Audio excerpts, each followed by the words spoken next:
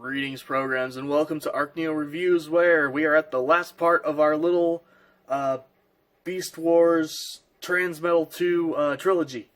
So, this time I figured we'd just go straight for the box at first. Again, same deal as last time. Picture of Sonar.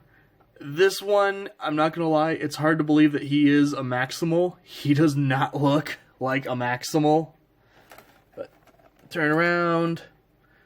Most worthless directions ever, you'll see why. Exact same cross cells as all the others. Picture, stats, his bio if you want to read it. And once again, a little basic. So, go ahead and actually get to the plastic. Here we have Sonar. And far and above, this is my favorite of the three figures that I have from this line. But he's also the least fun to transform, I will not lie. So, as you can see, tons of detail just all over him. Kind of this really cool motif where, like, you can really see, you know, the flesh and the metallic and metal and everything just kind of fighting to control this guy. He does have two sets of feet. These ones you're kind of supposed to ignore. These are the bat feet. And they do have, you know, a little bit of wiggle and, you know, that. It's really all they can do. His faction symbol is down here on his tail. You can open up at least part way to see it there. Easier to see it in robot mode. Big, bright, red, shiny head. You can open his mouth and see his robot head in there, which is very easy to accidentally reveal as well. And fairly clean, other than, you know, the obvious feet. Fairly clean transformation. As you can see, the whole hollow thing, yeah, that's not new, people. That's not new at all.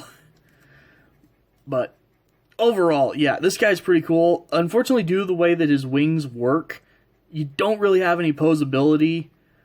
But you can pull this little kind of blade out, and you'll have him do flyby slashes or something. I'm not sure. But overall, definitely a pretty cool little bat mode. Not as good as Mind Wipe in my opinion, but still really good. And especially for, you know, a basic class slash, you know, scout class. Or I guess Legends class if you're going to use a modern, you know, size. But either way, getting into the part that I've been not looking forward to, transforming this guy. First thing you're going to want to do is come over here and unpeg his, what will be his arms from the underside of his wings. And just kind of fold them forward, get them out of the way. Then you're going to split his back and open it up. And there you can see some really bad, you know, pre-existing flake. That's probably the most egregious ones. Like the machine just... It actually looks like it completely gouged it out. And again, yeah, like that from the moment I got it. Not something I did, not something anyone did. The machine in 1998 did that. But anyway, go ahead and you're going to grab this little red section here. And it's on slider right there. So you're going to pull it forward and kind of angle it down a little bit. Then here's the part that I can never remember right, and the instructions are no help on. But as I recall, you're going to want to rotate the legs around like this, which will allow you to bring them up and just through the whole body. Okay, I did remember right. It looks like. Thank you. Even when you do it right, it's going to feel like you're not doing it right. They are very, very annoying to get through there. After you do that, you can go ahead, close the back. Oh, before you close up the back, go ahead, grab the bat head, just bring it up. It'll close in underneath there. Once everything's out of the way, peg that back together. Put his robot head in position. Slide this piece back up. Clicks into place. Go ahead and rotate his legs into position. This piece will be kind of floating. I don't know if it's supposed to peg in somewhere, but if it's supposed to, it doesn't. So yeah, that's just going to be kind of floating, but it's not too big of a deal. Just kind of push it down like that, and it will hold in place. And there you have Sonar in robot mode.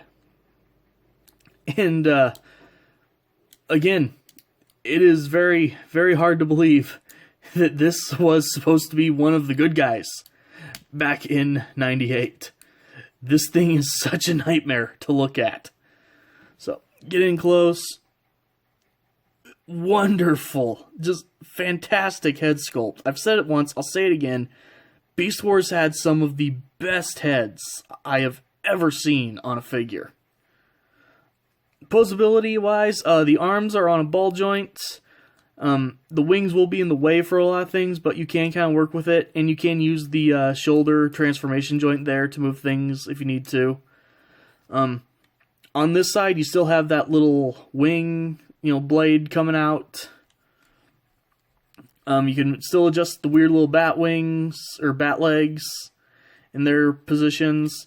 And then you do gain a ball joint at the hip, although you're not going to get much in and out unless you pull it down and get it out of the way. And it's not going to stand like that, so yeah, just keep it tucked up in there. Only move it out a little bit.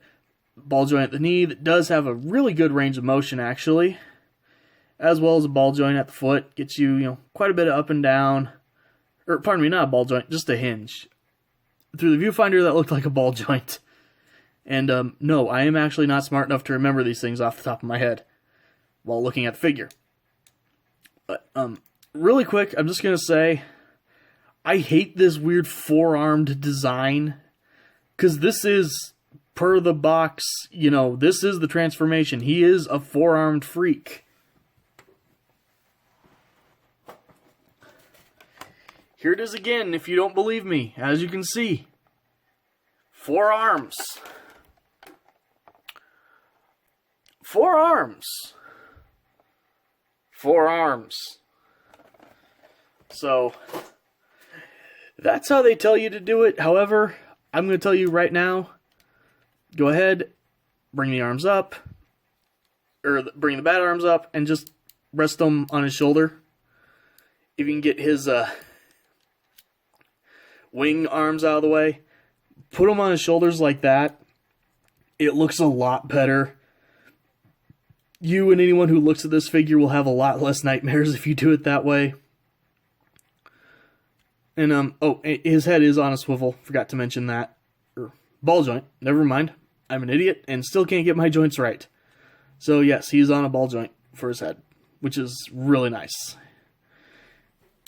So, overall, again, of the 3, little scout class, basic class, whatever name they used at the time that I've got, this guy is easily my favorite. His joints are a little loose, as you can see. I definitely need to tighten them up somehow.